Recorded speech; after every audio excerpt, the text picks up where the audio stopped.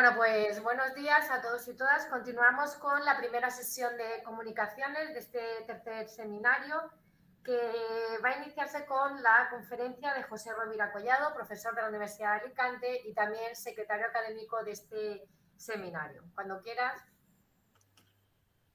Buenos días a todos y a todas. Bueno, voy a ir empezando con la presentación, no hace falta que comente el programa. Simplemente comentar, aquí tenemos el título, Booktubers y otros epitextos digitales para conocer la LIC en América Latina. Y bueno, aunque voy a hablar también de Booktubers, sí que anunciar que el tema más específico será el de los Booktokers. Disculpad a todo el público si voy un poco acelerado, pero porque como vamos con poco tiempo y tenemos que hablar 4 personas, pues voy a ir muy rápido.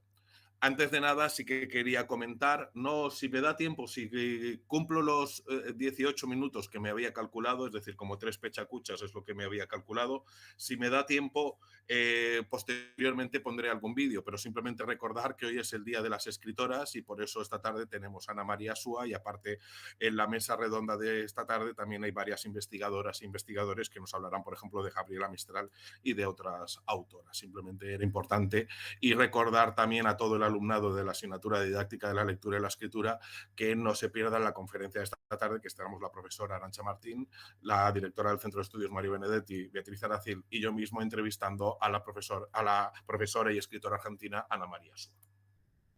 Bueno, los contenidos de esta charla o esta comunicación son estos, es decir, simplemente hay una parte teórica inicial que creo que es interesante o importante que repasemos y luego revisaremos el concepto, los espacios epitextos digitales que nos sirven para conocer más de la literatura infantil y juvenil en Hispanoamérica o en Iberoamérica. Bueno, antes de nada, sí que comentar que yo voy a hablar muy poco de obras literarias. Es decir, las obras, vamos a hablar de lo que son los epitextos o espacios que nos permitan investigar, conocer, saber más sobre esas propias obras, sobre sus autores y autoras, y sí que es decir que continuará esta investigación, continuará posteriormente. Si alguien quiere conocer algo más, pues en mi blog Literatura Infantil y Juvenil en Internet. Y también aprovecho para dejarles mi Twitter, simplemente por si alguien quiere conocer más información o otra vez a través del chat que tenemos. El primer punto, la lectura en Internet o digital. No voy aquí a recuperar o a volver a enunciar ese conflicto que parece que no desaparece entre la lectura en papel o la lectura digital o en soporte digital, en Internet. Parece muchas veces que cuando las personas que investigamos o nos dedicamos a trabajar estos aspectos, pues como que si iremos desterrar el papel, ¿no? A mí me encanta la lectura tradicional en papel, pero también creo que podemos disfrutar de otros muchos soportes, como veremos aquí ahora una serie de datos. No me voy a detener tampoco en describir, supongo que ustedes conocen, lo que son los distintos informes de la Federación del Gremio de Editores de España sobre hábitos de lectura y compra de libros. El original fue en 2012, bueno, el original antes, pero el que tuvo mayor repercusión. Durante bastante tiempo no se fueron publicando y luego tenemos el de 2017, el de 2018 y el de 2021. Simplemente ahí vemos los datos, por ejemplo, en el primero ya de 2012, total de lectores en soporte digital, pues hay un 58% de lectores que leían en digital hace ya casi 10 años. En estos momentos tenemos muchos más. Sobre el último, el de 2020, decir que en estos momentos sí que tenemos un 30% de lectores que leen en digital. Y ese 30% sí es una de cada 3 personas que leemos en digital. No significa que no leamos en papel, pero sí que utilizamos distintos soportes como vemos aquí. No me voy a detener también en otros datos sobre los índices de lectura. Aquí, por ejemplo, tienen la web de lectura ágil, lo que pasa que es una web más de publicidad. Los datos por eso no están bastante claros, pero simplemente vemos el tiempo que le dedicamos a Internet y el tiempo que le dedicamos a la lectura. Y he señalado simplemente los países que aparecen con distintos índices. Respecto a los índices de lectura en Latinoamérica, quiero comenzar con esta infografía publicada por Verónica Juárez Campos. Es de 2012, donde dice pues la cantidad de libros leídos al año, las razones para leer, las razones para no leer, pero posteriormente sí que tenemos otros datos, otras informaciones, lo que pasa que no son académicos totalmente, muchos son en webs de divulgación o de difusión, como por ejemplo puede ser el último artículo, el que tiene citado de México pierde lectores, pero los que quedan cada vez leen más, es decir, están en prensa. Como un índice de lectura sí que es importante el CERLAC, como un centro de referencia de investigación, pues tenemos estos datos, el comportamiento del lector entre 2000 y 2013 y posteriormente de 2019, que es el que nos interesa, evolución del mercado digital en España y en América Latina, también publicado por 212 y Bookwire, pero también disponible en la web del CERLAC. En esta web tenemos, por ejemplo, en esta información nos hace mención a esta investigación de cómo es el lector o la lectora digital, es decir, más del 57% son mujeres, entre 25 y 45 años. ¿Cuántas horas? Pues tenemos ahí la cantidad de horas que le dedican y el momento que le dedicamos a la lectura y también los géneros más interesantes son los que tienen más éxitos. También destacar, aparece no ficción, autoayuda y luego una parte importante de literatura infantil y juvenil. Muchos lectores leemos literatura infantil y juvenil en soportes digitales. Pero bueno, en este sentido son datos, como hemos visto, anteriores a todos más o menos de 2019-20, pero obviamente tenemos que pues, concretar o recordar pues, el problema que ha surgido, el problema mundial de la pandemia. Ahí tienen algunas noticias, también por ejemplo otra de Verónica Juárez en VJ o la investigación realizada por el Grupo de Investigación y Lectura en la Universidad de Valencia. Sobre los resultados, pues simplemente decir que sí que ha habido una lectura, es decir, durante el periodo de confinamiento, obviamente se leyó más en medios sociales. He destacado en un naranja más oscuro, pues la noticia en América Latina se lee más durante la cuarentena, es decir, esto ha sido pues durante la cuarentena y los periodos de confinamiento y donde el ocio, pues no hemos podido disfrutar del ocio que teníamos tradicional, es decir, de salir a la calle, pues sí que al final, aunque se han visto más series y se han hecho otras cosas, pero se ha leído mucho más. Ya llegamos al concepto del LIG 2.0 o 4.0. No me voy a detener mucho en estas cuestiones, pero sí que si dentro de nuestro marco teórico el concepto de literatura y lectura infantil y juvenil en la web social, o sea, el LIG 2.0 es un elemento básico de participación, ahora esta evolución hasta el 4.0 yo creo que es imprescindible. Esta diapositiva que habla de cómo sería la evolución en Internet de 2020, que yo llevo utilizando más o menos desde 2009, desde 2008 esta investigación, plantea que en 2020 ya estaríamos en la web ubicua. Aunque hay muchos elementos que no se han desarrollado totalmente, pero sí que comentar que del paso de la web social a la web semántica en estos momentos sí que podríamos estar en ese planteamiento de la web ubicua que conecta inteligencia, simplemente porque estamos todo el día conectados a dispositivos móviles. Y en este sentido sacamos los datos de las apps más instaladas en la anterior década, por ejemplo vemos que la mayoría son redes sociales o las que están más en uso en estos momentos o los que han estado más en uso. Podemos ver también, pues hay muchas que son de origen chino, podríamos comentar las plataformas de vídeo, etcétera, etcétera, etcétera. También en estos momentos, pues las más descargadas en marzo de 2021, podemos ver por eso ese cambio que hemos dicho del TikTok, es decir, de los booktubers al TikTok, porque es una de las aplicaciones que más se está utilizando y más se está descargando. En esta idea, recordar que ya desde 2012 la UNESCO plantea la importancia del concepto del aprendizaje móvil, que está relacionado con esa web ubicua, es decir, ese que estamos conectados constantemente a los ordenadores. Y en esta idea simplemente pues recordaría que pues, a todos los espectadores y espectadoras de esta comunicación, pues en qué categoría, en qué generación se encuentran, porque ahí tienen que ver también pues, el uso, la evolución del uso de la tecnología. No incluiremos aquí la idea de los inmigrantes y de los nativos digitales, que es la segunda columna. Yo prefiero siempre hablar de visitantes y de residentes digitales, pero sí que pues, ver si estamos en la generación X, en la generación Y o en la generación Z. Recordar simplemente que si pensamos, aunque hay muchas discusiones, es decir, igual que se hablaba de los millennials, hay algunos planteamientos que ahora hablan de los pandemials, aunque a mí espero que ese no sea un eje para definir la generación, sí que creo que es interesante que la actual generación la podríamos definir como la generación T, es decir, la generación táctil, es decir, que son los que estamos en estos momentos conectados todo el día a las pantallitas. Y podemos criticar muchísimo o podemos intentar controlar el uso indiscriminado de estos dispositivos móviles, pero simplemente les animo a que se vayan a una cafetería y vean que muchos de estos niños y niñas están imitando lo que hacen sus progenitores.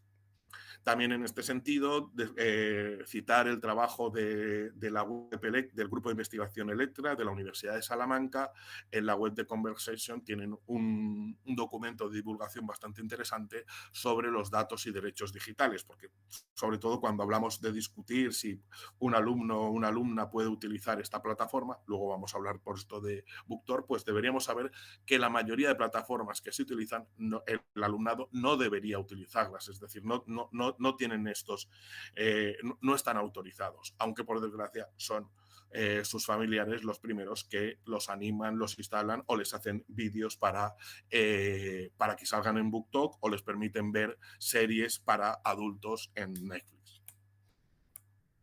Algunas investigaciones, disculpen aquí que haya metido todos estos datos, pero simplemente creía que era interesante que se quedaran disponibles. Como he dicho, la presentación estará disponible en mi blog en los próximos días, de algunas investigaciones como la de 2012, Blogs para la enseñanza de literatura infantil y juvenil en español, con el profesor Ramón Llorens, o disculpen que las estrellas se han movido, conociendo la Liga Hispanoamericana a través de sus revistas digitales, o también el profesor García Padrino ha citado el monográfico de la revista América sin nombre del Centro de Estudios Mario Benedetti. Te voy a contar un cuento sobre la literatura infantil juvenil en América Latina.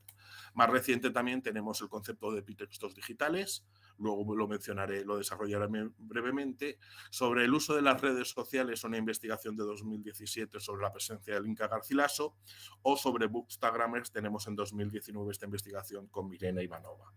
También recientemente en este año una investigación específica sobre los booktubers como influencers multimodales y un análisis de las interacciones con los suscriptores. Y disculpen, aquí parezco Paco Umbral hablando de mis publicaciones. Disculpen. Espacios de referencia. No me detendré en citarlos porque vamos a hablar más de los espacios de interacción y participación, pero entre algunos de los que se han mencionado puede estar el Banco del Libro de Venezuela, Fundalectura de Colombia, el gran ente que es el CERLAC para todo lo que es sobre todo la zona del Caribe y también pero también de toda Hispanoamérica. La propia red temática LIGMI española es red temática de literaturas infantiles en el marco ibérico e iberoamericano, es decir, no solamente se centra en la producción del Estado español o portugués. Y también ya se ha destacado antes la importancia, pues todo el premio SM, los premios SM, aquí les destaco simplemente Anuario Iberoamericano, que desde 2012 tenemos, que ya no es solamente el anuario de literatura infantil que tenía la Fundación SM, sino ya desde 2012 es también el anuario iberoamericano, aunque en estos momentos en la web solamente disponemos hasta 2017. Esperemos que vuelvan con esta propuesta. También, como hemos mencionado, el Centro Regional para el Fomento del Libro en América Latina y el Caribe, es decir, la CERDAC, es un espacio fundamental y podríamos decir que es una web en constante evolución. Por ejemplo, antes hemos citado el Banco del Libro como un espacio fundamental, pero de la web que tenían antes, ahora la han pasado a un blog. O también, pues, Cuatro Gatos, ya ha comentado antes el profesor García Padrino, la importancia de estos investigadores cubanos, pues toda la influencia y la trascendencia que tienen sus investigaciones, ya tienen más de 20 años, también la importancia de la fundación o incluso la selección de libros para la configuración de un canon importante. Seguimos sobre el concepto de epitextos digitales.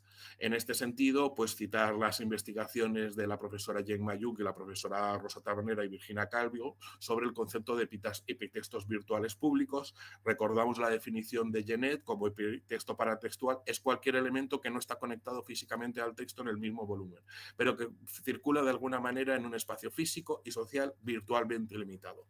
En ese sentido, es cualquier texto, ilustración o cualquier otro elemento que nos haga referencia a ese libro, pero al ser epitexto no está dentro de la edición. Esos, los que estarían dentro de la edición, dentro del concepto del libro, serían los peritextos. En esta publicación, pues también Gemma Jung y Rosa Tabernera y Virginia Calvo nos hablan de las audiencias interactivas como esa participación del lector, ese prosumidor que genera nuevos documentos. Aquí tenemos una categoría de los que he citado anteriormente con el profesor Ramón Llorens, pues aunque nos parece bien el concepto de epitextos virtuales públicos, nosotros hablamos más de epitextos digitales didácticos, como la propuesta que realizamos con nuestro alumnado ya desde hace bastantes años en la Universidad de Alicante. Ahí tienen la categoría propuesta, las categorías de epitextos que propone el profesor Pedro Cerrillo, catálogos, crítica, publicidad, comerciales, cuadernos de actividades, y las que hemos relacionado nosotros en esta web 2.0, como puede ser BookTrailer, el BookTuber, los blogs o incluso análisis de la Cervantes virtual u otras propuestas. Aquí simplemente de esa publicación pues tienen algunos listados de reproducción de booktubers en la universidad, aunque sabemos que son muchos más y también esta propuesta se ha realizado en otras asignaturas. No me detendré aquí a hablar también de los booktrailer como otra propuesta epitextual, sobre todo, es decir, nosotros vemos el enfoque didáctico, aunque también es muy interesante lo que realizan las editoriales. Respecto a revistas latinoamericanas de literatura infantil, en mi blog antes citado tienen esta investigación de 2014 de la evolución de las revistas digitales al concepto del IS 2.0. Tienen la referencia y también hemos citado antes como la revista América sin nombre, que es una revista originariamente en papel, pero que también tenemos en digital, por si queremos saber no solamente sobre la literatura infantil y juvenil, sino sobre la literatura hispanoamericana en general. Podríamos citar también otras muchas revistas académicas, como podría ser, por ejemplo, la revista Ligíbero mexicana. Aquí simplemente citamos, pues recordamos la revista Imaginaria como un modelo pionero, es decir, se creó en 2000, si la Cervantes Virtual se creó en el 1999, esta se creó en el 2000, incluso lo podemos ver por el diseño, pero gracias a ella nos permite llegar a otras herramientas. Por desgracia, simplemente mencionar que es un proyecto que está paralizado porque ya no tiene casi actualizaciones. Otros espacios que podríamos citar, como os he dicho, en este artículo hay muchas otras otros muchos espacios, pero por ejemplo la revista chilena, un proyecto bastante interesante que también en 2019 pues llegó a su número 18 con los 10 años sobre un especial sobre narrativas transmedia. Les he dejado ahí el enlace, lo que pasa que no sabemos si ese también la fundación Había una vez pues se cerró, no sabemos si continúa.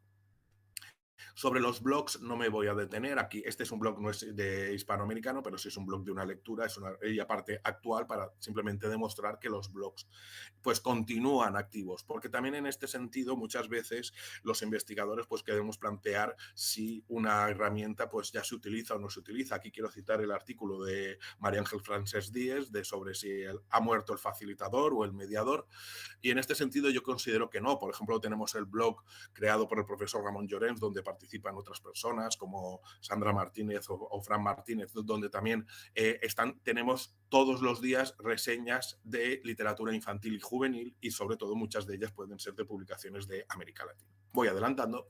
Sobre Booktuber, pues era el título original. También en este sentido podemos comentar que hay un planteamiento que hay muchos booktubers que están no desapareciendo, sino que ya no le están dedicando tanto tiempo. Esto podemos decir simplemente porque ha sido por la edad.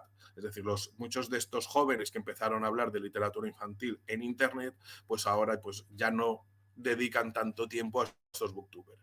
Y aunque no es de origen hispanoamericano, es una propuesta didáctica, aquí citar a Intertextman, un alumno de la asignatura de didáctica de la lengua y de la lectura y la escritura, que nos hizo un booktuber sobre Rayuela. Sobre esta cuestión de los booktubers, disculpe que vuelva a citar esta investigación bastante reciente sobre la influencia, es decir, estos booktubers como influencers de lectura y su relación con la participación, con las interacciones. En la investigación se analizaron el perfil de 4 booktubers, 2 mujeres y 2 hombres, los 2 hombres, Sebas Moures y Javier Ruescas, que son posiblemente los españoles más conocidos, y de mujeres, Cloud Read Books y Las Palabras de Fa, sobre todo, que son las 2 mexicanas, que posiblemente pues ahí tienen los datos. Ya llevo 18 minutos, me quedan 3 minutos, creo que lo conseguiré. Pero simplemente ahí tienen la investigación de la interacción y cómo a través de esos vídeos, la investigación que realizamos hace 2 años, pero que se acaba de publicar, pues la participación de los lectores y cómo influye pues las distintas maneras de interaccionar. Ya llegamos a las redes sociales de lectura. Este espacio podrían, si no las conoces, se las recomiendo. LibraryThing, Lecturaria, Goodreads. Entre lectores estaba en esta diapositiva original, pero ya no en estos momentos no está activa. Les recomiendo, en primer lugar, para plataformas de lectura, Leoteca. No he tenido tiempo en ver si hay muchas obras específicas de Hispanoamérica, pero simplemente podemos ver actividades realizadas por alumnos en años anteriores, como son las reseñas de algunas de las lecturas que teníamos que hacer. Luego tenemos Goodreads. En este sentido, sobre Goodreads, pues es el espacio central de mediación en estos momentos, nos guste o no, propiedad de Amazon. Esto significará que Amazon conoce muchos de nuestros gustos y tenemos ahí la propuesta, por ejemplo, los desafíos de lectura. Ahí citamos 2 investigaciones, una de la profesora Jen Mayuk y otra también realizada aquí en la Universidad de Alicante. Como vemos que Goodreads es uno de los principales influencias a la hora de la compra de libros, o cómo ese desafío de lectura ha ido creciendo en los últimos años. También una investigación específica sobre Goodreads, que no es de literatura infantil y juvenil, pero sí sobre literatura hispanoamericana, que se realizó en 2016, se publicó en 2017, sobre la presencia de Linka Garcilaso en estas distintas redes sociales. O también sobre Leyendo al lector, evolución de la literatura infantil y juvenil, en este caso en la literatura juvenil española, y tenemos una selección ofrecida al alumnado del máster de secundaria por el profesor Ramón Llorens, que simplemente esta investigación sería interesante replicarla sobre un canon, un corpus de lectura hispanoamericano. También podemos ver que en algunas de estas lecturas, en algunas de estas obras también, por ejemplo, Campos de Fresas, antes se ha hablado de la fundación de Jordi Serrafara, pues también tiene un público bastante importante al otro lado del Atlántico. Ya llegamos a Bookstagram, me queda un minuto, perdón. Bookstagram, simplemente, si los datos estos eran en 2019, pues en estos momentos bajo la etiqueta tenemos 61 millones. Y si buscamos Bookstagram en España, más de casi 850.000 publicaciones. Ahí tenemos infinidad de etiquetas por las que podríamos buscar. Ahí tenemos tanto un grupo como una etiqueta de Bookstagramers Latinoamérica, o específicas. Se podría destacar, por ejemplo, Bookstagram Chile, con más de 100.000 publicaciones. Interesante, dinámicas de promoción de lectura en Instagram. Por ejemplo, aquí quiero citar a la profesora María Rives, que es profesora de nuestro departamento, que en su perfil de Instagram pues nos ofrece unas mujeres leyendo, es decir, una cantidad impresionante de cuadros sobre mujeres leyendo. Se los recomiendo. Supongo que conocen la dinámica de Bookface, que es simplemente hacer una publicación con una portada de un libro, pero bueno, yo siempre termino buscando libros y encuentro gatos. Ayer, cuando estaba terminando esta presentación, me encontré con este perfil de Leyendo entre gatos y casi no acabo esta presentación. Llegamos al espacio de TikTok, este espacio súper polémico, porque aparte, pues en estos momentos, también posiblemente por el confinamiento, se ha convertido en una herramienta de ocio que ha llegado a toda la familia, aunque también, como tenemos, es un caldo de cultivo para discursos de odios y representación de estereotipos sexistas, por desgracia. No les voy a poner el vídeo porque no tengo tiempo, pero también, tanto, por ejemplo, aquí hay una noticia de Perú. Aquí hay algunos ejemplos de TikTok, de etiquetas, la noticia del 7 de octubre de 2021 del Observatorio Tecnológico de México sobre TikTok, o noticias en Argentina y otras noticias en México, para demostrar que en estos momentos es una tendencia a nivel general de divulgación, es decir, muchas webs de bibliotecas, webs de divulgación, pues están prestando bastante atención. Simplemente citar en el artículo de Merga, bastante reciente, de cómo puede influir BookTok en la información para los jóvenes lectores. No me voy a detener, porque aunque lo interesante de TikTok es que solamente duran un minuto, o bueno, pueden durar más, pero la mayoría duran 1 minuto y medio. Estamos trabajando en estos momentos en clasificaciones, es decir, tenemos más de 400 perfiles y estamos viendo las distintas dinámicas que se utilizan. Simplemente podría destacar, por ejemplo, la evolución de una book influencer, Clau Entre Libros, o Gevanille, es decir, esta autora, Claudia, pues ha pasado de ser una de las booktubers más importantes a, pues, convertirse en autora de literatura juvenil y pasar sus dinámicas o su difusión tanto a TikTok como a Instagram. Para terminar, ya simplemente, pues, como he dicho, continuarán el blog. Simplemente recomendarles, mañana por la tarde, o esta tarde, no recuerdo ahora, habla la profesora mexicana Damiana Leiva, que también es un modelo de divulgación, un modelo didáctico que tiene tanto perfiles en Facebook como en YouTube. O he dejado aquí fuera Twitch, que es otro espacio que en estos momentos pues también estamos investigando y estamos participando y estamos trabajando simplemente pues con distintas dinámicas. Sí que podría decir que en este sentido pues nos estamos viendo ante una nueva LIC 2.0 mucho más audiovisual. Por desgracia, a mí me gustaban más los blogs, pero estas son las dinámicas que nos encontramos en estos momentos. Muchas gracias. Bueno, pues muchísimas gracias al profesor José Rovira por ajustarse al tiempo, y yo creo que también, que no exagero, la Universidad de Alicante tiene mucha suerte porque tenemos, yo creo que de los mayores especialistas en nuestro país en LIC 2.0, 3.0, 4.0, tenemos mucha suerte en la Universidad de Alicante. Es uno, aunque no lo diga, es uno de los autores más citados, ¿no? Todos los trabajos que hablan de nuevas tecnologías, literatura, pues siempre citan los trabajos de José Rovira, aunque él no lo ha dicho, lo digo yo. Entonces yo creo que la Universidad de Alicante tiene mucha suerte, que no solo sabe de literatura hispanoamericana, sino que también yo creo que es uno de los mayores especialistas y tenemos mucho que aprender. Yo por lo menos aprendo con cada conferencia que nos da. Muchas gracias, José. Muchas gracias, compañera. Pues ahora continuamos con la profesora Raquel Fernández Como. Es de la Universidad de Almería, pero nos habla desde la Universidad de Berna, que va a hablarnos sobre, pero no tengo a ver, que se me ha cerrado el programa, tenemos aquí otras tantas cosas. El título de la conferencia. Lo doy yo el título. Sí, es que se me acaba de cerrar el programa. De la literatura latinoamericana, problemas y retos de una práctica. Le agradecemos a Raquel, porque Raquel es una de las que desde el primer seminario estuvo presente en este proyecto que arrancó hace ya 3 años, pero le agradecemos su presencia, aunque no esté en España, ya sigue apoyándonos, conectándonos, y es un placer tenerla con nosotros. Cuando quiera, Raquel. Muchísimas gracias. Bueno, toda la organización por invitarme por tercera vez. Yo con vosotros me siento como en casa y estoy muy agradecida. Bueno, como he dicho en el título, pues me gustaría añadir un pequeño sintagma, ¿no? Que sería la enseñanza de la literatura latinoamericana en tiempos globalizados. Y a mí lo que me gustaría discutir con ustedes en estos 20 minutos es qué significa tener una mirada transatlántica, ¿no? Que por otro lado es el título de este seminario, ¿no? Hablar sobre eso. ¿Qué significa tener una mirada transatlántica desde nuestra posición de profesores de enseñanza de la literatura latinoamericana? Por eso, bueno, no he preparado diapositivas porque creo que como era una cuestión teórica, pues no venía al caso, y yo lo que quiero es contarles, ¿no? A ustedes, y ya después de estos tiempos de pandemia así me pueden ver bien la cara sin mascarilla.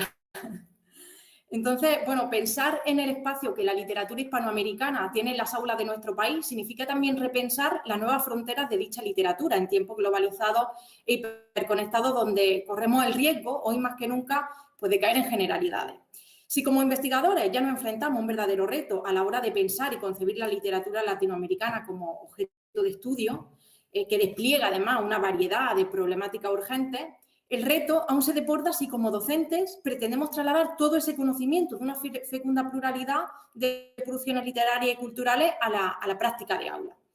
Basta echar un ojo a los títulos de las monografías y los ensayos más recientes sobre literatura latinoamericana, ¿no? Para advertir de que el panorama y el paradigma, sobre todo, está cambiando, ¿no? América Latina y la literatura mundial, mercado editorial, redes globales y la invención de un continente, editado por Miller y Grass en 2015. Deseos cosmopolita, modernidad global y literatura mundial en América Latina, de Mariano Siskin en 2018. Cronografías, artes y ficciones de un tiempo sin tiempo, de Graciela Esperanza de 2017. Literatura y globalización, Latinoamérica en el nuevo milenio, editado por Eva Valero y Osvaldo Estrada en 2019. O sea, el marbete, si atendemos a todos estos manuales, se repite, ¿no? Literatura mundial. Sin embargo, el término acuñado, como bien saben, por Goethe, no es imaginable dentro de los propios límites nacionales. O sea, solo es imaginable, perdón, dentro de los propios límites nacionales. Por ello, la crítica con frecuencia ha empleado el plural, ¿no? Literaturas del mundo, como dicen Miller y Grass en su manual, para remarcar una realidad heterogénea y un objeto de estudio que se hace complejo y múltiple. Como profesores de literatura latinoamericana, independientemente del departamento al que nos adscribamos, ya sea filología o educación, el término no debe resultarnos inocente, porque implica en sí mismo una pedagogía y una política de enseñanza, ¿no? Lo que viene a ser lo mismo que decir que implica un modo de leer, ¿no? Que suprime la división entre centro y periferia en la producción literaria. Así, si asumimos que existe literatura mundial y que apostamos por una visión transatlántica, una perspectiva transatlántica cuando enseñamos literatura escrita en lengua española, no quiere decir, al contrario de lo que suele pensarse, que equiparemos toda esa literatura como una unidad, ¿no? Sino que abogamos por un programa de enseñanza nuevo que atiende a los diálogos y a las tensiones de esta literatura. Una mirada transatlántica en la enseñanza debe interrogarse explícitamente por la formación de cánones nacionales, sin negarlos, para situar la literatura en un marco de recepción global, de redes y de conexiones que sean mucho más generales. Y aunque, bueno, como saben, escribió Octavio Paz que no hay una literatura chilena o argentina o mexicana y decía que eso era cosa de los profesores de literatura, ¿no? Lo cierto es que no podemos obviar la existencia de una producción propiamente nacional que fuera de su contexto envejece y que pierde el interés del lector, ¿verdad? Entonces, el enfoque transatlántico por el que abogo, repito, debe tener una mirada estrábica entre lo global y lo local, pues los cambios profundos dentro del circuito cultural provocados por esos fenómenos de globalización afectan directamente a los modos de producción y distribución de la literatura en sus contextos locales. Se trataría entonces de investigar y de enseñar a partir de los actores del campo, ¿no? Campo cultural, campo literario, campo político. En la dinámica de estos campos es innegable no solo la importancia del mercado editorial, sino su posición de dominación, ¿verdad? En la configuración de un atlas, por aludir al título de la conferencia del profesor de Amo, o de una constelación transnacional, también por darle gusto a mi compañero Rubira, que él es un término que ha trabajado mucho, ¿no? El de constelación. Entonces, la historiografía literaria ha cartografiado muy bien esos diálogos del uno y el otro lado del Atlántico, que yo por falta de tiempo no voy a entrar ahí porque eso correspondería a un ámbito más filológico y yo no me voy a desviar, pero nos vamos a quedar con un dato, ¿no? Yo marcaría el año 1995, nacimiento de Google, posterior revolución digital, puesto que vienen a sustituir, como bien nos hace ver siempre Rubira en sus intervenciones, las fronteras geográficas por una frontera simbólica, donde la discusión sobre los lugares que ocupan los escritores latinoamericanos pasa a ser dominio de un mercado global capitalista, ¿no? Un mercado que además construye jerarquías de visibilidad en función de intereses económicos y no literarios. En medio de todos estos cambios que se están produciendo en el contexto educativo, pues se hacen necesarias preguntas como resulta adecuado, ¿no?, enseñar con un criterio de literatura nacional española frente a la latinoamericana en la era de los flujos de la información. Es decir, ¿es pertinente el corpus que manejamos en escuelas, institutos y universidades en tiempos de globalización? A estas preguntas se suman otras que atañen a particularidades imperantes, ¿no? Como qué función tiene el mercado editorial dentro de la lógica pedagógica y clasificatoria que es la literatura, qué espacio ocupa ahora la academia frente a la hegemonía del mercado, qué papel tiene el docente investigador universitario frente a esa práctica que es la enseñanza de la lengua y la literatura latinoamericana. ¿Y a qué problema, en definitiva, se enfrenta el docente cuando enseña literatura latinoamericana? Insisto en que aquí hay un vasto campo de investigación, como también ha indicado el profesor García Padrino, ¿no?, que hay un vacío, ¿no?, que entre nosotros, entre todos, podríamos ir rellenando.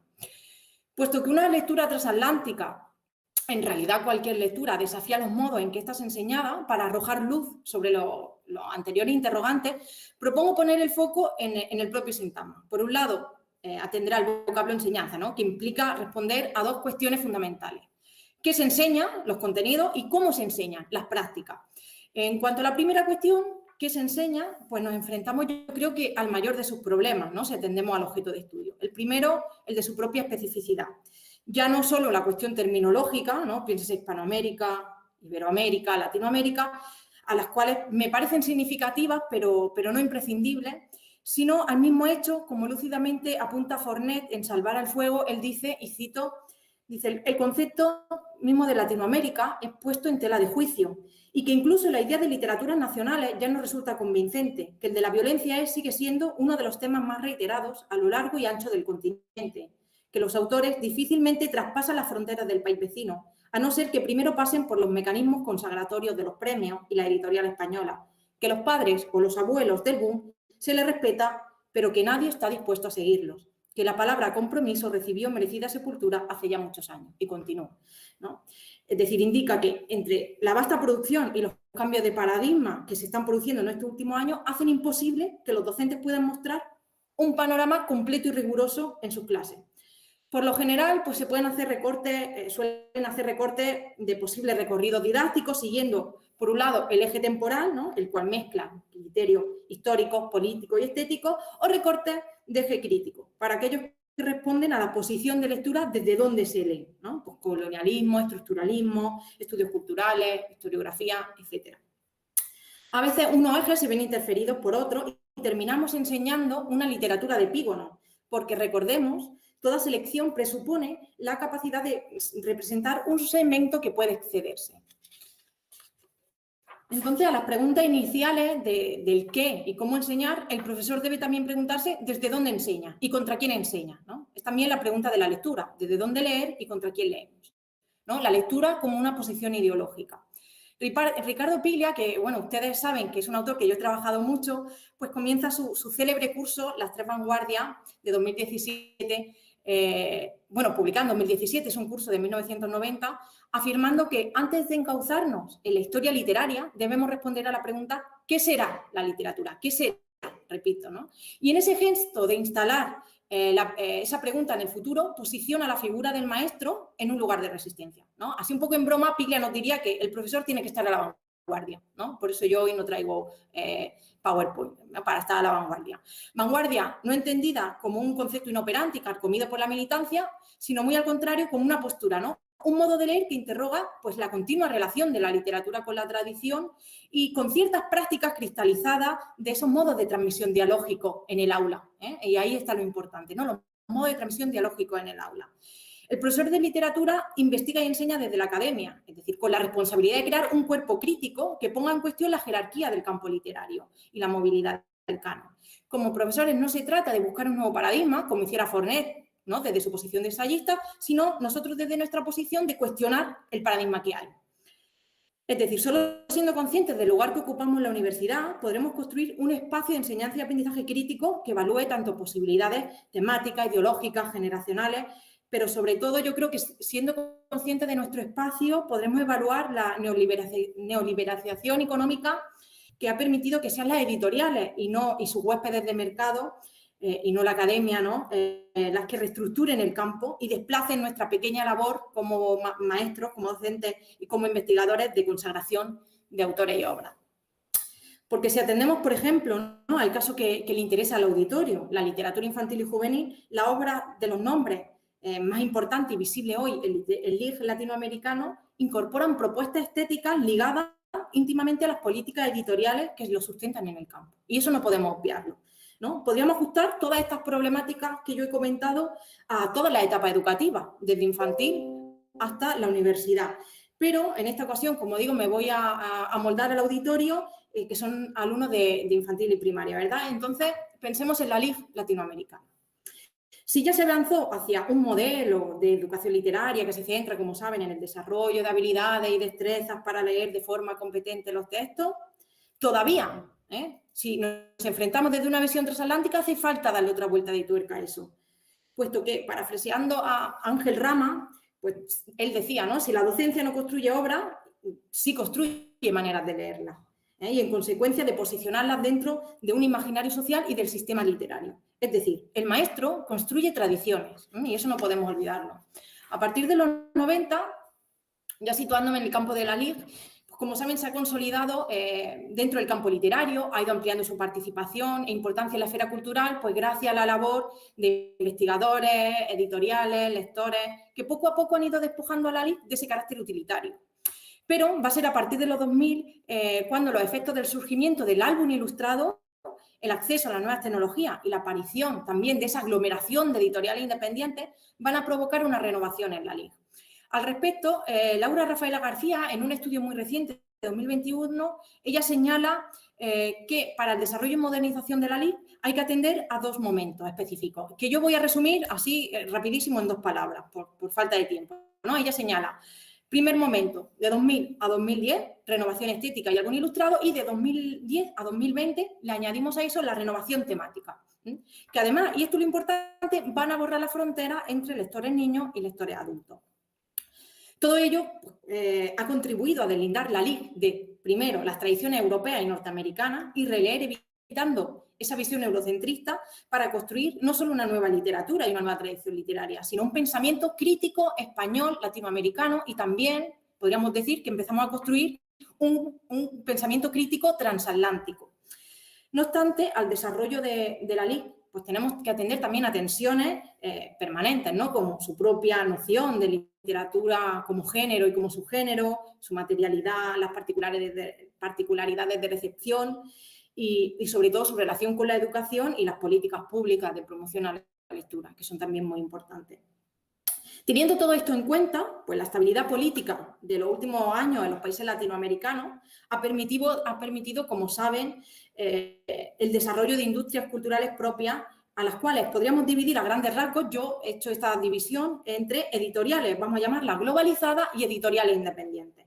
No quiero establecer una dicotomía de lucha, sino que ambas dialogan y los escritores, como saben, fluyen, se mueven de un lado a otro del Atlántico y tejen relaciones. ¿En qué? En base a ferias del libro, espacios de crítica literaria, agrupaciones estéticas y otro tipo de eventos literarios.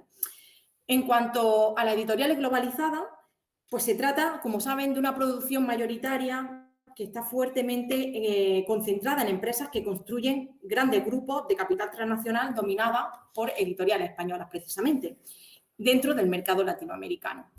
A saber, ¿no? Alfaguara, Santillana, Random House, SM principalmente. Estas editoriales aseguran la circulación y continuidad de autores consagrados entre fines de los 80 y principios de los 90, ¿no? Como Andrea Ferrari, Paula Bombara y Sol, todos ellos premiados. No voy a entrar ahí porque el profesor García Padrino ha hecho un panorama, además de los premios, bastante exhaustivo. Simplemente voy a señalar, porque me parece un dato importante, ¿no? El último, ese premio SM, la chilena María José Ferrada, que acaba de ganar, como digo, el premio de Iberoamericano SM. Pero ese diálogo, hay que tener en cuenta, entre la LIC de las dos orillas, es como señala la periodista y gestora cultural chilena Vivian Lavín, a la que he entrevistado para hacer este trabajo, es unidireccional. Algo a lo que también ha señalado las conclusiones el profesor García Padrino. Y ella me dice, y leo, dice: entonces, frente a la pregunta de qué diálogo hay de esa producción editorial que habla nuestra cultura, de nuestras diferencias, de nuestro imaginario, queda al interior de nuestros países. No hay diálogo. Donde se dialoga es de otros libros que se hacen sobre temas universales, pero que no reflejan nuestras identidades, porque si no, son imposibles de introducir en un mercado como el europeo. No hay diálogo, porque si pensamos en las nuevas escritoras y escritores, se vislumbra esa aspiración de unidad donde todos viven y sus textos dan cuenta de problemáticas cercanas a la realidad actual y cotidianidad de los niños, ¿verdad? Pobreza, rupturas del paradigma familiar, exilios, deconstrucción de estereotipos sociales. Es decir, esta renovación temática también va acompañada de renovaciones formales como metaficción, ¿verdad?, fragmentación narrativa. Se trata, en definitiva, de temas universales y desde esta perspectiva los escritores latinoamericanos borran sus huellas de identidad. ¿Por qué lo hacen? ¿No? Sería la pregunta, ¿por qué borran esa huella de identidad? Bueno, todos quieren ser modernos, ¿no? Es decir, pierden la rama nativa y asumen la autoridad de la lengua jerárquica para estar del lado del mercado. Autores que se separan de su tradición literaria para unirse a la tradición de la globosfera, donde ya no hay filiación, sino afiliación, ¿no? Por esas formas transmediales que no podemos negar son siempre ambiguas y problemáticas. Como bien sabe Rubira, que se encarga, ¿no?, de estudiar en ese ámbito. Es siempre problemático. Entonces, podríamos cartografiar desde este cambio de paradigma, en donde ya no hay identidades nacionales, sino individualidades que nos transmiten su experiencia dentro de una realidad globalizada. Escritores que amplían el espectro de la LIC latinoamericana y contribuyen a formar parte de lo que he convenido llamar literaturas mundiales. Por todo ello, tendríamos, aparte, ¿no?, de este mercado globalizado, tendríamos el lado contrario, ¿no?, el mercado independiente.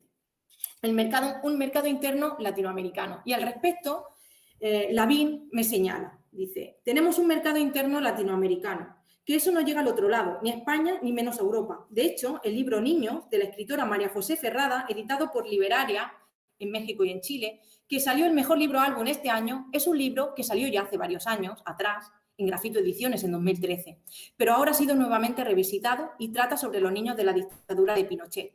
La cosa política también está presente en muchas editoriales, pero esos libros generalmente quedan dentro de nuestros propios países. El mercado español lo que quiere generalmente son historias universales. Bien, como vemos, de manera paralela, los países latinoamericanos sí proponen alternativas a esa lectura globalizada. Literatura infantil chicana, literatura andina, etc. Dentro de ese mercado interno, las editoriales independientes atienden a cuestiones sociales, históricas, propias de su contexto, ¿no? Donde también rescatan las culturas prehispánicas. Es decir, ficciones crudas que crean espacios de cuestionamiento de la memoria oficial.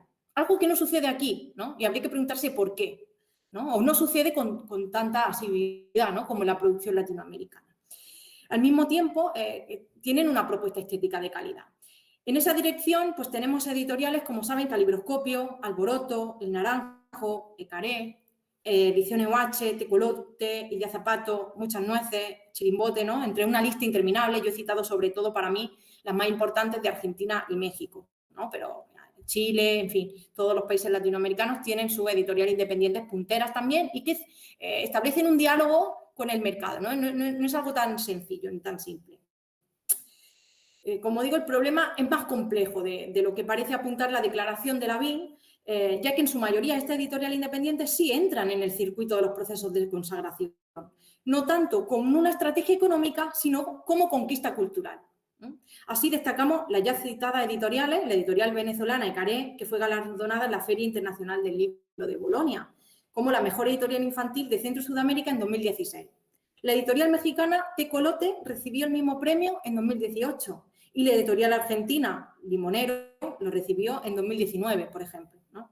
Al mismo tiempo encontramos excepciones que enriquecen el diálogo de una LIG transatlántica, ¿no? La editora de A Buen Paso, Ariana Esquiloni, me ha señalado en la entrevista el caso particular de Javier Sáez Castán, ¿no? Escritor e ilustrador que ha tenido una acogida y una historia fascinante con México, ¿no? Una historia de amor, me dice ella, tiene una historia de amor con México y ha creado para la editorial Tecolote nada menos que el álbum El Chilangoscopio, ¿no?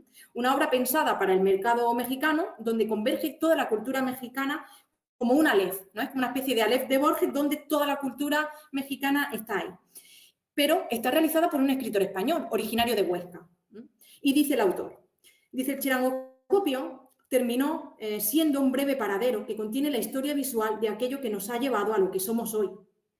Está habitado por toda la iconografía que se ha creado en esta ciudad, códices prehispánicos, edificios icónicos, personajes puramente chilangos, grabados de José Guadalupe Posada, escenas de películas filmadas en los estudios Churubusco, ¿no? Y continúan.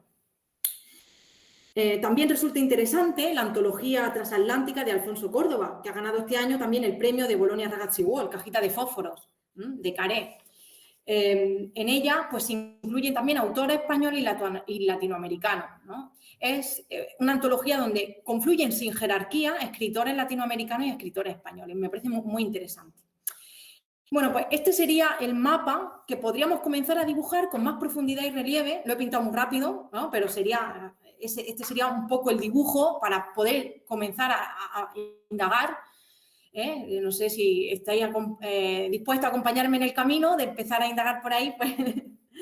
Pero, bueno, para ir concluyendo, me gustaría insistir en la idea de que el editor es quien ocupa hoy el lugar clave en este momento en el circuito cultural y que como hemos visto, pues está condicionado por el adentro y por el afuera del ámbito de producción y circulación de la literatura, que no podemos obviar. Y que la medida en que la LIG quiere entrar dentro de ese proceso de circulación a gran escala, pues irrumpen cuestiones estéticas y temáticas y políticas que definen ese modo de producción. Entonces, ¿cómo configurar ese vasto alas cultural y literario dentro no solo de los panfletarios programas universitarios, sino también de las prácticas reales de aula? Quizá yo creo que el primer paso pues, sea acercarnos a esa ingente producción actual de LIG y cartografiar, ¿no?, qué está pasando en el campo literario, en su interrelación con el resto de campos, sería lo interesante. Situarnos junto a las editoriales para salir de esa voluntad pedagógica de congelación de los conceptos y que podamos construir un aparato crítico diferente, con otras nociones válidas para estos tiempos globalizados, construir un corpus verdaderamente transatlántico que responda a una delimitación espacial y temporal en función pues, de contenido y objetivos de enseñanza, para que en nuestra práctica real, en el aula, no nos dejemos llevar por la inercia de los métodos. No olvidemos tampoco que dentro de ese mercado mundial, España comparte con Latinoamérica el tercermundismo del que hablaban tanto Goytisolo como Carlos Fuentes en la nueva novela latinoamericana y que hoy día, en la revolución mediática y digital, pues todavía compartimos ser los socios minoritarios de ese gran capital global, ¿no? Por eso, Pues desde la docencia y la investigación debemos batallar un campo literario común en contra de un mercado exclusivamente español que se apropia de la literatura latinoamericana, pero no se hermana.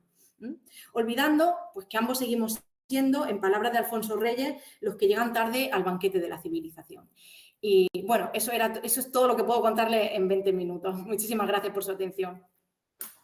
Bueno, pues muchísimas gracias a la profesora Fernández Como. Yo creo que ha trazado una reflexión teórica excelente, exhaustiva, muy bien trazada sobre lo que realmente es la mirada transatlántica, ¿no? Yo creo que ha abierto un debate que es necesario porque realmente estamos hablando de diálogo, pero realmente no existe. Yo creo que es una línea, a mí siempre me sorprende la profesora Fernández Como porque plantea cosas tan interesantes y de forma tan exhaustiva que yo creo que es una línea que se abre y que creo que se hace necesario, ¿no? Reflexionar si esa mirada transatlántica es una realidad o no es, ¿no? Muchísimas gracias por ajustarte también al tiempo y por tu participación. Y ahora continuamos con la última mesa de esta conferencia, de esta sesión de comunicaciones, que va a ser una conferencia en Limón a dos voces, una en esta orilla, al profesor Sebastián Miras, que está en la Universidad de Alicante, y desde la otra orilla, a la profesora Gabriela Rivera, que está desde Uruguay. Entonces vamos a hacer una mirada, una comunicación a dos voces, desde esta orilla y desde la otra, que van a hablarnos de apuntes sobre la literatura infantil y juvenil en Uruguay, el caso de María Lebrero. Bueno, muchas gracias, Mónica. ¿Se escucha ahí más o menos? Sí, perfecto, Sebas. ¿Sí? Vale, vamos a hacer simplemente un brevísimo prólogo a esta comunicación.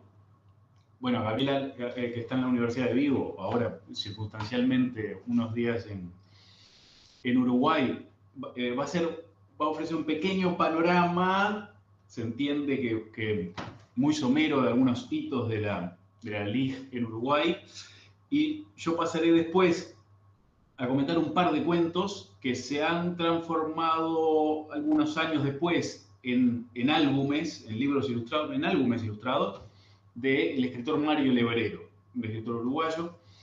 Quería decir simplemente, bueno, primero saludar al alumnado del grupo 4, que creo que hay del grupo 4 de didáctica de la lectura y la escritura, que creo que hay muchos por ahí, y animarlos también a después comentar, a preguntar, lo que sea, a nosotros o también a Raquel y a José más adelante.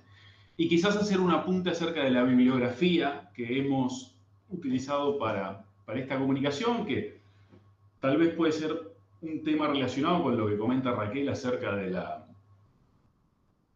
la existencia de estudios y de obras críticas respecto a la literatura infantil y juvenil. En este caso, con respecto a Uruguay, no creo que sea una excepción o algo muy distinto a lo que pasa en otros países de América Latina. Así que, bueno, nada. Adelante, Gabriela. El micro.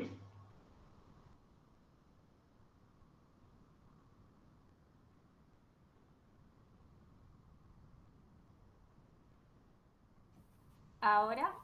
Sí. Bien. Bueno, a ver, confírmame que estoy presentando ahí bien. Perfecto, sí. ¿Bien todo? Está bien.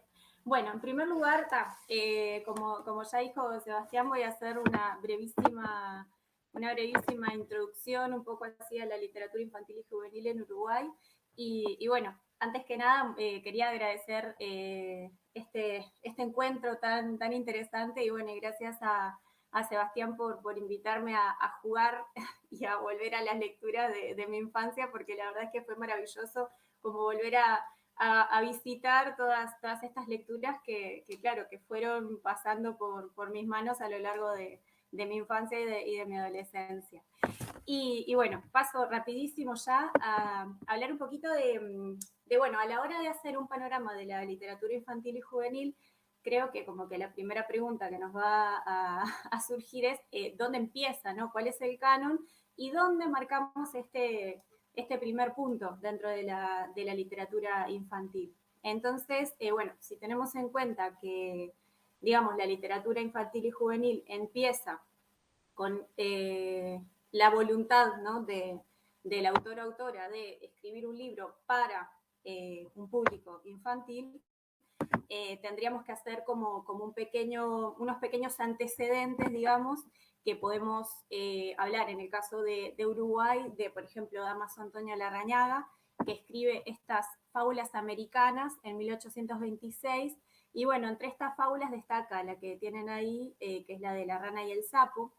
Y bueno, también es importante la figura de Larrañaga, sobre todo porque se va a convertir en el primer bibliotecario, digamos, con letras mayúsculas. Entonces, bueno, ya empezamos a ver no solamente la voluntad o la presencia de este público infantil, sino también ligado a la construcción de un espacio y de esta voluntad de construir una biblioteca que vamos a ir viendo ya más adelante con mayor peso. Bueno, antes de hablar de los cuentos de la selva, podemos citar también, por ejemplo, a Petrona Rosenda de la Sierra, a Julio Herrera y Reisig, a Enriqueta Conte y Riquet, pero bueno, por razones obvias no me voy a detener en estos nombres, y voy a pasar directamente ya a los cuentos de la selva de Horacio Quiroga, que me imagino que muchas personas conocen ya. Y bueno, esta obra es un conjunto de 8 relatos breves en los que Horacio Quiroga escribe pensando como público a sus propios hijos. Y bueno, en esta obra se retoma un poco la tradición fabulística que vienen marcando, digamos, estos antecesores. Y bueno, obviamente vamos a ir viendo tanto en estas obras como más adelante también lo fundamental que es la mayoría de los personajes son animales, ¿no? Y en relación a esto me interesa unas palabras de Magdalena Helguera, que es una de las autoras que trabajamos para hacer este panorama, que dice que es más fácil crear una tortuga convincente que una niña creíble. Entonces, bueno, también me parece muy interesante esto, que el papel de los animales en esta literatura va a ser fundamental. Y bueno, y como pequeño paréntesis, justamente yo este año trabajé mucho en secundaria con Las medias de los flamencos, que es uno de estos relatos que están en los cuentos de la selva, con niños y adolescentes españoles. Entonces era como, qué increíble, 100 años después, en otro contexto, cómo se trabaja y gusta, y bueno, y es un texto muy, muy rico que estaría bueno que apunten como una posibilidad, porque la verdad es que da mucho juego en el aula. Y bueno, sigo adelante. También, bueno, tenemos a Serafín García, que también sigue como esta tradición fabulística, ¿no? Ya ven Las aventuras de Juan y el Zorro, y también tenemos a Antonio Soto. Sobre Antonio Soto me interesan unas palabras del investigador Zunfelde, que dice que él logra y cito, milagro de tratar personajes infantiles sin desvirtuarlos y a la vez darles un humorismo tierno y amorosa burla paternal. Entonces, bueno, ya me interesa que vayamos viendo que a partir de acá sí que ya empieza a haber una intención, digamos, de construir personajes que sean niños, que sean creíbles, no desde una óptica adulta, sino ya con un discurso propio, ¿no? Y bueno, y llegamos al gran hito, que es Saltoncito de Paco Espínola o Francisco Espínola, y me interesa resaltar de esta obra una reseña que salió en el año 30 en una revista que se llamaba Cartel, que dice, el libro ha sido escrito para los niños. Posteriormente, el Consejo de Enseñanza Primaria, procediendo con raro acierto en este género de compras, adquirió la novela de que tratamos para destinarla a libro de texto en las escuelas públicas del país. Y más adelante dice, ¿qué pensarán los niños del libro de Espínola? ¿Qué irán imaginando esas cabecitas adorables? ¿Qué descifrarán los ojos que siguen la guía del dedito sonrosado con la uña un poquito sucia? Los ojos de los niños están hechos de medida para enfrentarse con la lectura de este libro. Espínola es el niño por excelencia. Por eso digo que hay como un gran hito en esta obra, porque vamos a ver ya un claro inicio de la literatura infantil propiamente dicha. Lo cual, digamos, el siguiente paso se asienta con Perico de Juan José Morosoli. Y ya en la primera edición de esta obra, ahora mismo eso se edita con el nombre de Perico, pero la primera obra era Perico, 15 relatos para niños. Por lo tanto, ya incluso en el propio título se deja clara esta finalidad. Y bueno, me interesa, sobre todo para relacionarlo con lo que voy a decir a continuación, es que este fue, digamos, como el primer bestseller de literatura infantil en Uruguay, y se llegaron a editar una media de 17.000 ejemplares al año. Pensemos que esto para un país como Uruguay, con 3 millones de habitantes, es un número altísimo. Y bueno, este gran éxito se vio un poco truncado en el año 73, cuando viene la dictadura, porque pasamos de la media de 17.000 ejemplares al año a 400. Fíjense ese salto tan grande. Y bueno, acá me interesa hacer como 3 pequeños apuntes para establecer un poquito más clara la cronología. Y es que en el año 68 se produce, es un año clave en todos los ámbitos de la cultura nacional, y ya estando incluso a las puertas de la dictadura, lo más importante es que veníamos en los años anteriores más o menos con unos 3 libros infantiles uruguayos al año, se publicaban 3 títulos nuevos al año, y y en este año se publican 8, por lo tanto, claro, parece un salto pequeño, pero no lo es, pensemos que es más del doble, ¿no?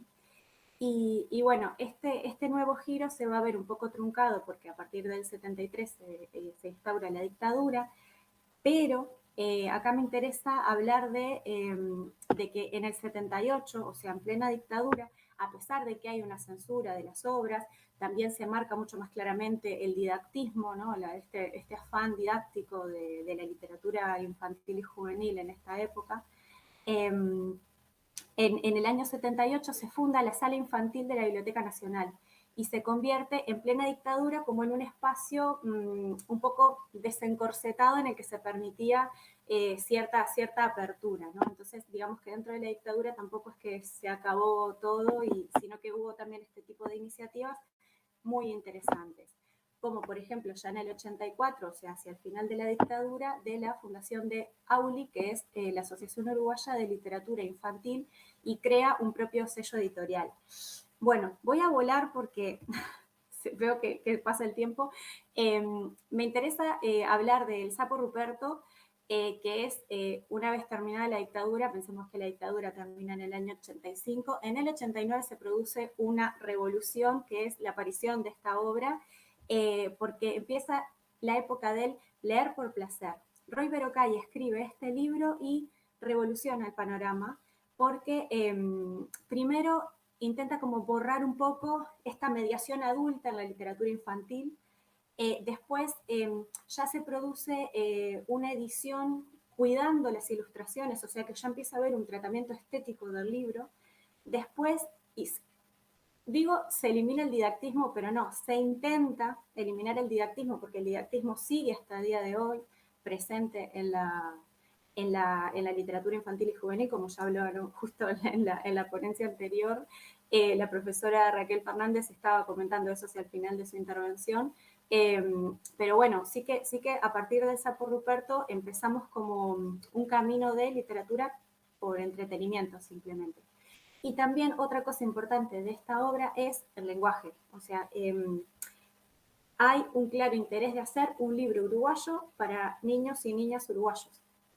Y acá entronco un poquito con lo que comentaba el profesor García Padrinos cuando hablaba de Manolito Gafotas, ¿no? Es como, hay una necesidad de que los niños de cierto lugar lean en su propia lengua, en su propia variante, y lo cual hace, por supuesto, que empaticen más y que vean esa historia como propia. En relación al Sapo Ruperto, también muy rápidamente tengo que hablar de Ana María Babosi, que es una figura clave en la construcción de este canon y de este nuevo giro de la literatura infantil en Uruguay, porque es quien llevó adelante el proyecto de la sala infantil de la Biblioteca Nacional que hablé hace unos instantes. Y bueno, lo interesante de esta autora es que ella participó de jurado en los premios Bartolomé Hidalgo y votó por el Sapo Ruperto, aunque después no le dieron este premio a Roy Verocay, pero llevando esta sala de literatura infantil durante 10 años, propuso un montón de medidas de dinamización que sentaron unas bases muy, muy importantes. Y a comienzos de los 90, ella se fue para Mosca Hermanos, que hoy en día es una cadena de papelería muy importante, pero que en este momento tenía su propio sello editorial y crea una colección que se llama Libros para disfrutar y pensar. Entonces, claro, acá ya ese propio título de la colección nos da muy claramente las líneas. Y bueno, aunque me encantaría seguir hablando de Sapo Ruperto, no puedo. Doy el salto a Ignacio Martínez, con el cual me interesan como dos facetas muy importantes, además de que, por supuesto, es un autor conocidísimo. La primera es que tiene un propio sello editorial, que es las Ediciones del Viejo Baza, centrado en literatura infantil, y por el otro que es un gran dinamizador, porque él va a las escuelas a hablar con las niñas, con los niños, a charlar sobre sus propios libros. Yo recuerdo, cuando era chica, iba a la escuela, de ver a Ignacio Martínez que venía a hablar. Entonces, claro, tener al autor para poder conversar con él era maravilloso, y es uno de los que más trabaja con las escuelas. Entonces, bueno, así, muy, muy, muy rápidamente hablo de las nuevas perspectivas, que es, bueno, siguiendo un poco esta línea de renovación. Claro, ya entrados en el siglo XXI, tenemos que tener en cuenta que todas estas iniciativas, junto a la aparición de premios literarios, acompañada de proyectos editoriales, campañas de promoción de la lectura, la importancia de las ilustraciones, que también es una industria que se une también a la literatura y es fundamental en este tipo de obras, también con este acompañamiento de los autores en las escuelas, hace que ahora mismo haya un boom de la literatura infantil y juvenil.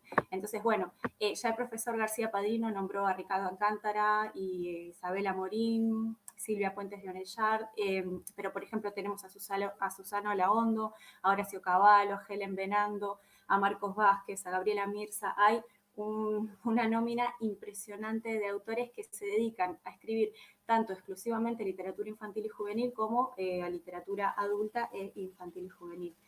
Y después, otra de las cosas que me parece importante también es la cantidad de adaptaciones a teatro que hay de estas obras, sobre todo en la temporada de las vacaciones de julio, en la que un montón de niñas y niños asisten al teatro a ver representaciones de estas obras. Entonces también ampliamos como otra perspectiva, que es la importancia del teatro en estas edades. Y por último también el giro de la academia, que está empezando cada vez más a prestar atención a este tipo de obras como objeto de estudio y también de la divulgación, ¿no?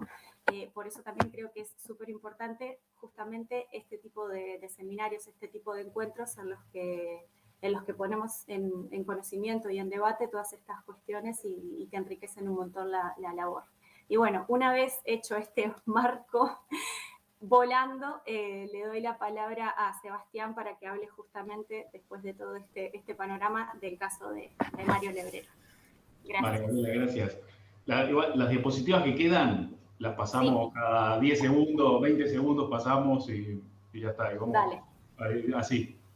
Vamos. Bien. Vale, entonces lo primero, hicimos el repaso. Hay que ver que en estas figuras primeras, como Reisig, que señaló Gabriela, lo mismo pasa con Rodó, no son autores de LIG. De Rodó incluso, Rodó escribe para los jóvenes de América, tiene eso, podría verse. Sí se rescatan, por ejemplo, de Rodó, como pasa con Reisig, que se dice algunas poesías de Julio Reisig podrían resultar apropiadas para... Con Rodó pasa algo similar, tiene un libro Parábolas, donde se reúnen algunos textos del Ariel, de Motivos de Proteo, bueno, en fin, se reúnen allí y se creen, puede ser que sea apropiado también por el mensaje, en este caso, de dedicarlo a edades más tempranas. Y hace ahí una reflexión que está bien sobre la importancia de la escucha de los cuentos infantiles para los niños, para las niñas. En realidad lo que quiero presentar, brevemente en 5 minutos, son 2 cuentos de Mario Lebrero Por un lado tenemos los cuentos cansados, que es este mecanografiado, es original, de Jorge Barlota, que era Mario, era Jorge Mario Barlota Lebrero. Para la mayoría de sus obras literarias escogió Mario Lebrero, y escribió los cuentos cansados en el año 92, forma parte de un volumen de cuentos titulado El portero y el otro. Y el otro cuento que les quiero presentar se llama El sótano, que aparece en el año 70 en La máquina de pensar en Gladys.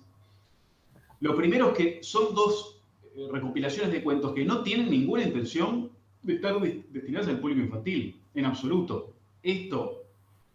Esta versión, esta adaptación a álbum ilustrado de los cuentos cansados se publica en el 2018 por Pequeño Editor en Argentina, después también Wenz en Chile hace también otra publicación, Amanuense, bueno, en fin. Esta obra, ya que estábamos con el tema de los premios y eso, tanto esta como una de Alfredo Soter en Los Carpinchos, que aparecía como ilustrador en una de las obras que enseñaba Gabriela, fueron seleccionadas tanto en el catálogo de White Ravens como por la Fundación Cuatro Gatos. Son dos distinciones, digamos, formar parte del catálogo y de esos libros premiados por la Cuatro Gatos que dan cierto reconocimiento. Y bueno, quizás eso pueda decir que la Liga Uruguaya tiene algo, que está pasando algo ahí, ¿no? Estas dos obras formaron parte, en el 18 y en el 21, formaron parte de esos catálogos. Estos libros cansados, que estamos viendo ahí algunas ilustraciones, tenemos el libro aquí, vamos a leer un fragmentito muy breve. Las ilustraciones las hace Diego Bianchi, que es un argentino que vive en Colonia del Sacramento, pueblito de Uruguay. Ilustra, por ejemplo, uno de estos cuentos cansados, que son simplemente unos 6 cuentos muy breves que un padre está obligado a contarle ante las insistencias, ante las súplicas de su hijo, está obligado a contarle, aunque se está desmayando de sueño en la cama, ¿no? El primero de los cuentos, que son 3 días, esto no nos vamos a poner así un poco de influencia, quizás damos algunas pistas ahora de lo que pueden ser las influencias del Lebrero, pero Las Mil y una Noches es un poco lo primero que se viene en la cabeza, son varios días con el mismo pedido. Nicolás, contame un cuento. No, estoy cansado. No importa que estés cansado, contame un cuento igual. Bueno, pero sería un cuento cansado. Sí, no importa que sea un cuento cansado. Ahí empieza el primero de los cuentos. Es una cosa surrealista, un poco kafkiana, como la obra del Lebrero en general, pero hay una clave que está en la influencia no solo de Kafka y del surrealismo, que pueden ser no tan infantiles, sino del propio Lewis Carroll, y en El sótano esto pasa así tal cual. Digo, se ve esa referencia de manera muy explícita. Y también en general de los cuentos infantiles, porque piense que este cuento que sale en el 70 en una colección de cuentos para adultos, tiene este es del 92, tiene un estilo que sea un narrador, que sea el niño, uno de los dos personajes que están en la cama de noche. Bueno, El sótano, que es la otra de las historias, Gabriela, si podemos ir un poquito más para adelante, aparece ahí un mecanografiado que dice El sótano como título y abajo cuento para niños. Y entre paréntesis anota Mario Lebrero, no cuento para niños. Es una historia estupenda para niños, que editó Alfaguara en el año 2008, en un libro ilustrado que no pudimos conseguir, es muy difícil conseguirlo, que lo editó Bogué, un ilustrador también uruguayo. Y la historia es Alicia. Es un niño que está perdido en su casa, perdido porque va buscando una llave para un candado del sótano que le resulta imposible encontrar, y como en Alicia, aparecen personajes que no tienen otro cometido que el de soltar un disparate creyéndose importantes, haciendo un papel muy digno, pero pero planteando un absurdo, ¿no? Un absurdo uno tras otro. A ver, Gabriela, si tenemos ahí alguna... Había un pequeño ejemplo ahí un poquito más adelante, pero no está avanzando la diapositiva. No, no están avanzando. ¿No? No. Bueno, no tiene importancia. Se plantean disparates, se van encontrando con jardineros, tienen que encontrar al último de los jardineros que no aparece. Y un poco como Kafka le dice, el jardinero que se entrevista dice, yo soy el último de los jardineros. Para saber cuál está el siguiente me tendrás que preguntar a mí. Y así con cada uno hasta llegar al primero. Eso es muy ante las puertas. Pero en general es Carlo. Y ese niño que está contando, el adulto, perdón, narrador del sótano que está contando la historia de un niño que se llama Carlitos, que se perdió en esa casa, o que está buscando ese candado para el sótano, se revela como el propio narrador, que al final dice, Carlitos volvió a su casa muchos años después, nunca se fue de su casa, se fue a los alrededores, al jardín de su casa. Volvió muchos años después y ese soy yo. Y me dispongo a abrir la puerta del sótano y ahí termina la historia. Entonces, nada, simplemente mostrar esos dos, que había algunas ilustraciones más del... A ver, voy a dejar de compartir y volver a compartir a ver si... Nada, había algunas ilustraciones del sótano, de la edición de Alfaguara, ilustrada por Obe. Nada, simplemente eso, queríamos presentar además esos dos cuentitos, sobre todo el de Cuentos Cansados, una edición breve y la verdad que es muy cuidada y... A ver si se puede... Ah, bueno, esos son los... Ese es el sótano, esa es una de las ilustraciones del sótano. Donde el narrador interviene es también metaficcional, por supuesto. El narrador interviene en muchas ocasiones para pedir disculpas por lo que está haciendo, por estirar la historia. Y entonces vamos a terminar nosotros también pidiendo disculpas y no estirar más y que se nos va el tiempo. Y ahí está Mario Lebrero en bicicleta, que quedaba simpático. Muchas gracias. Bueno, pues muchísimas gracias a Gabriela y a Sebastián, que sobre todo también nos transmiten esa riqueza, ¿no?, de la lengua uruguaya. Yo creo que nos ha hecho mucha ilusión porque son obras que ellos han leído en su infancia, que han trabajado, y yo creo que también el darnos esa riqueza lingüística de ese español de América, pues también se agradece. Ahora se ha abierto el turno para las preguntas de YouTube y bueno, mientras que se animan los alumnos, tenemos 5 minutillos porque habéis sido muy estrictos con el tiempo todos, ¿no? Y bueno, mientras que se animan los alumnos, yo no sé si entre vosotros alguno queréis preguntar, si no yo tengo preguntas, no sé si alguien quiere preguntar, si no, bueno, pues yo una pregunta para Sebastián y para Gabriela. De todos los cuentos que habéis mencionado, ¿no?, si tuviésemos que elegir uno para trabajar en el aula, dar un título, ¿no?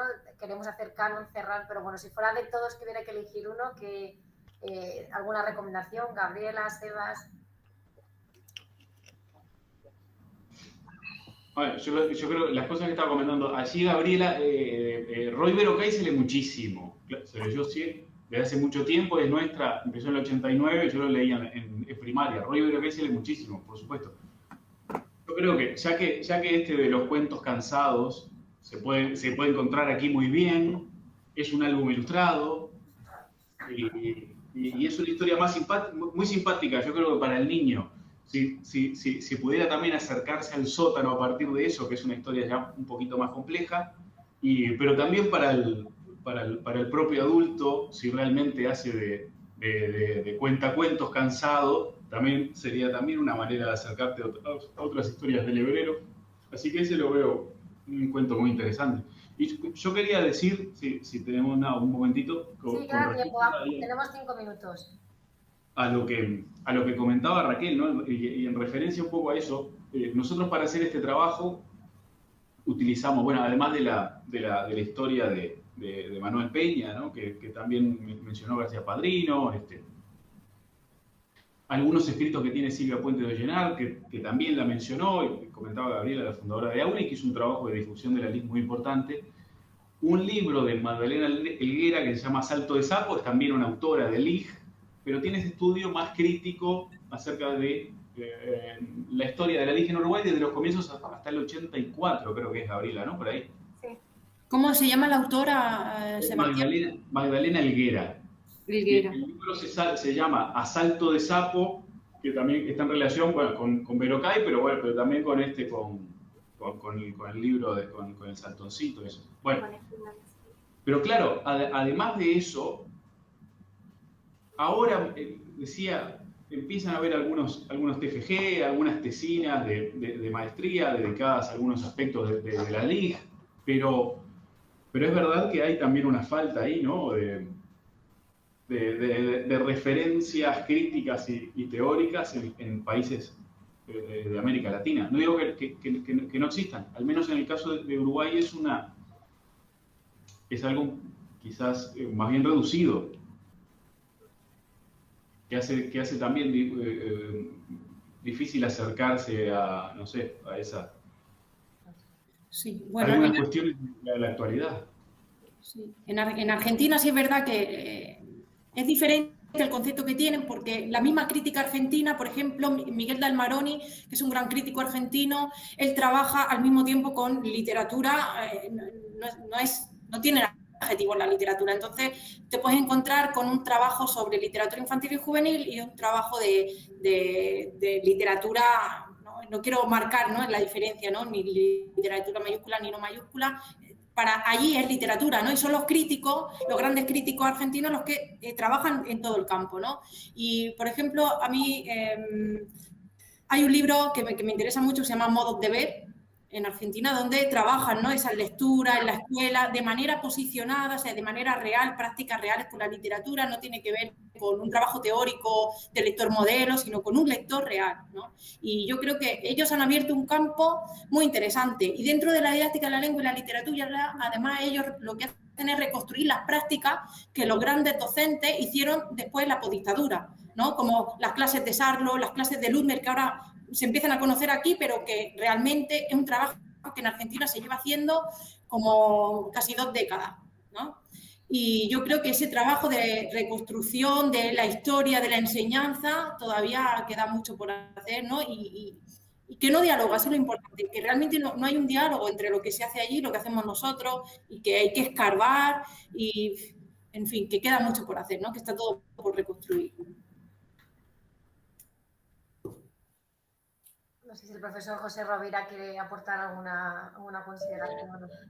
No, yo simplemente quería felicitar a mis compañeros de mesa, a las dos compañeras y al compañero, darles la enhorabuena, porque aparte creo que es bastante interesante también para el alumnado. Hemos presentado 3 perspectivas investigadoras y didácticas muy distintas. Es decir, todo el planteamiento que nos propone Raquel es fundamental, porque incluso el profesor García Padrino antes lo aludía, es decir, pues a veces esa distancia que se puede plantear, yo creo que luego la hemos visto con Gabriela y con Sebas, que no es real, es decir, que aparte en estos momentos pues podemos realizar infinidad de actividades, investigar, no ya con los elementos digitales, sino con las propuestas de publicación.